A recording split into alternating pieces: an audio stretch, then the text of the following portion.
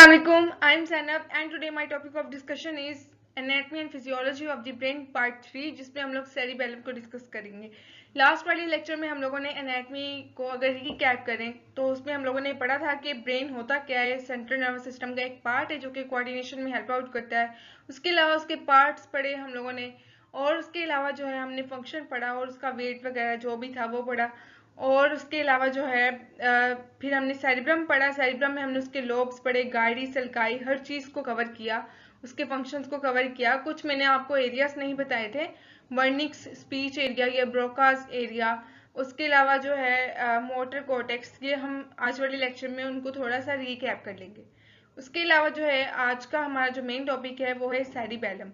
Cerebellum को अगर याद रखें तो हम लोग कह सकते हैं कि this is the second largest portion of the brain. Brain का सेकेंड लार्जेस्ट पोर्शन और ये ऑक्सीपिटल लोब के इंफीरियरली पाया जाता है।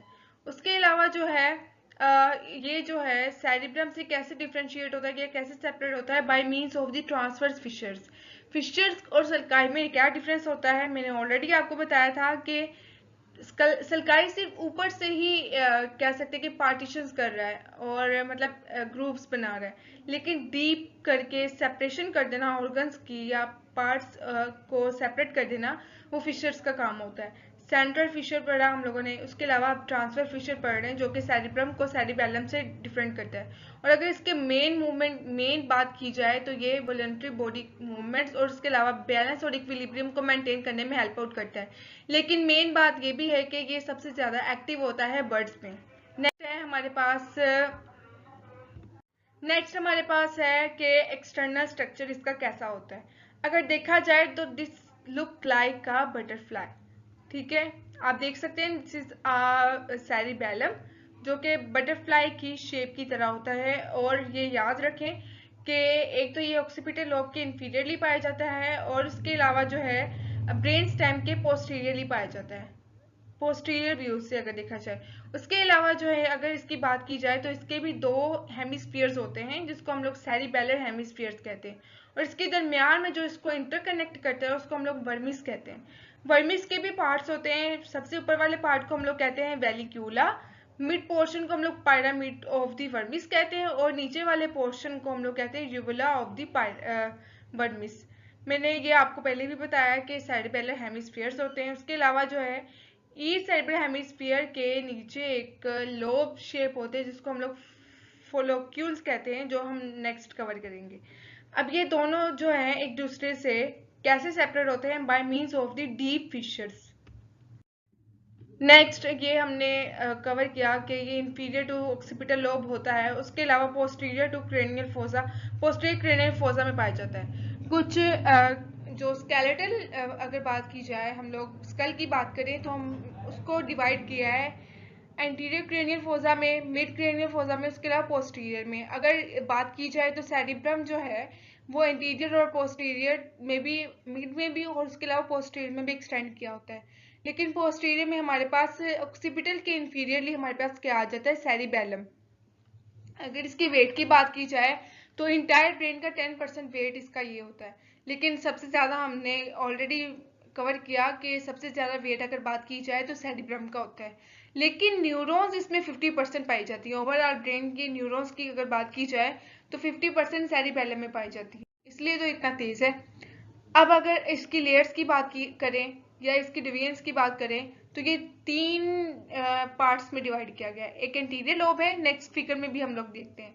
एक एंटीरियर लोब है, इसके बाद पोस्टीरियर लोब है, उसके बाद है फ्लोक्यूलो नोड्यूलर लोब, फ्लोक्यूलो नोड्यूलर लोब। अब ये एंटीरियर लोब और पोस्टीरियर लोब का मेन काम क्या होता है, सब conscious aspect of skeletal muscle movement. मतलब हम लोग अगर किसी जगह पे कोई खतरा हो, अचानक से हमारे कंट्रोल में भी नहीं होता, हम लोग भागना शुरू कर देते हैं या हम लोग किसी चीज से पीछे हट जाते हैं, वो हमारे कंट्रोल में नहीं होता, वो हम कह सकते हैं कि सब कॉन्शियस लेवल होता है।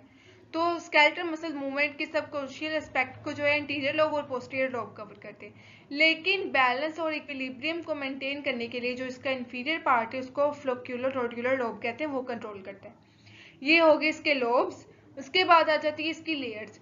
सुपरफिशियल लेयर जो है वो सेरिबेलर कॉर्टेक्स होती है जो कि ग्रे मैटर से मिलकर बनी होती है और उसके अंदर फोल्ड्स होते हैं जिसको हम लोग फोलिया कहते हैं।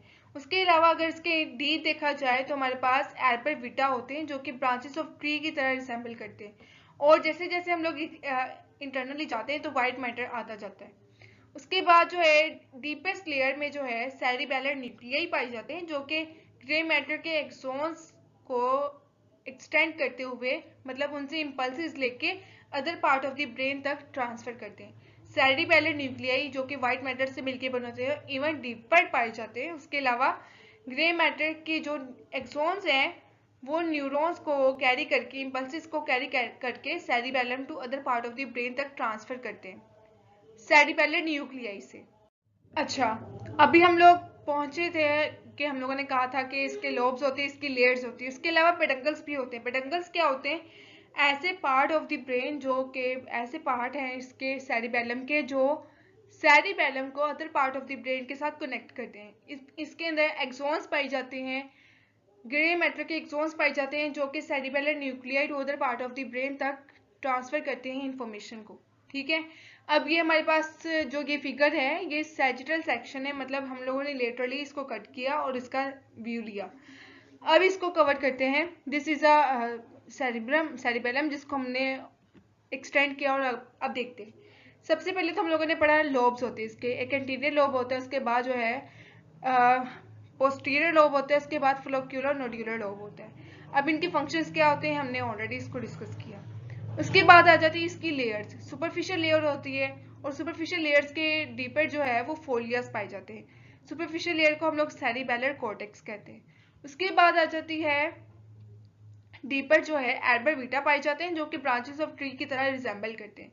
उसके बाद इवन डीपर अगर बात की जाए तो उसको हम लोग उसके अंदर सेरिबेलर न्यूक्लियस पाया जाता है, जहां से फिर ग्रे मैटर की जो है न्यूरॉन्स एक्सटेंड करके other part of the brain तक जो है वो इंफॉर्मेशन को ट्रांसफर करती हैं। ठीक है, उसके अलावा जो है पेडंकल्स तीन तरह के होते हैं। एक सुपीरियर सेरिबेलर पेडंकल होता है जो कि मिड ब्रेन सेरिबेलम को मिड ब्रेन के साथ कनेक्ट करता है। उसके बाद मिडल सेरिबेलर पेडंकल होता है जो कि पोन्स के साथ कनेक्ट करता है, और उसके अलावा इंफीरियर सेरिबेलर पेडंकल होता है जो कि मेडुला ऑब्लिंगेटा के साथ कनेक्ट करता है।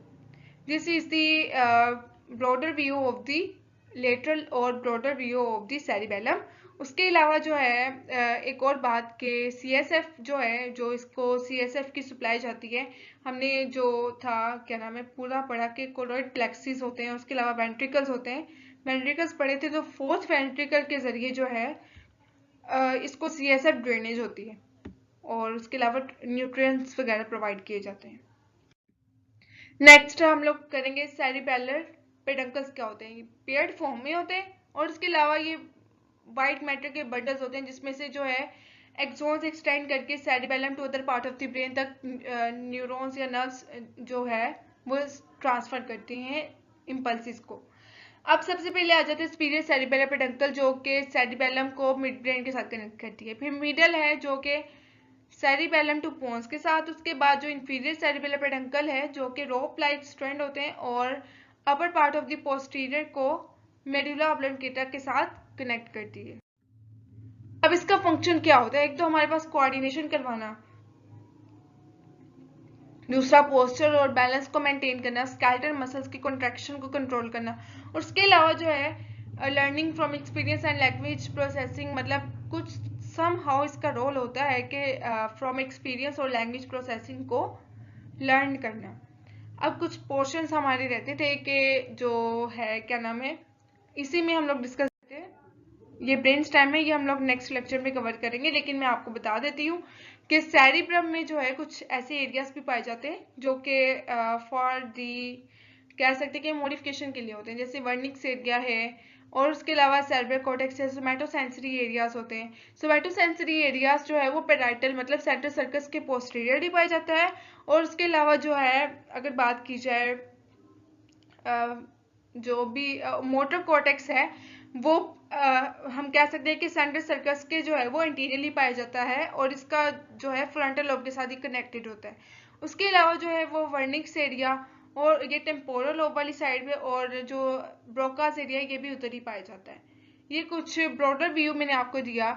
उसके अलावा हमने आज सेरिबेलम को कवर किया। नेक्स्ट लेक्चर में हम लोग ब्रेन स्टेम को कवर करेंगे, और उसके अलावा हमारा डायनसेफ्लॉन रहता है जो हम लोग कवर करेंगे। फिर हम लोग इसकी जो है ब्लड सप्लाई करेंगे, नर्व सप्लाई तो नहीं, ब्लड सप्लाई इसकी करेंगे जो इसके साइनसेस होते हैं, और उसके अलावा नर्व्स इसकी कौन कौन सी होती हैं वो हम लोग नेक्स्ट लेक्चर में कवर करेंगे।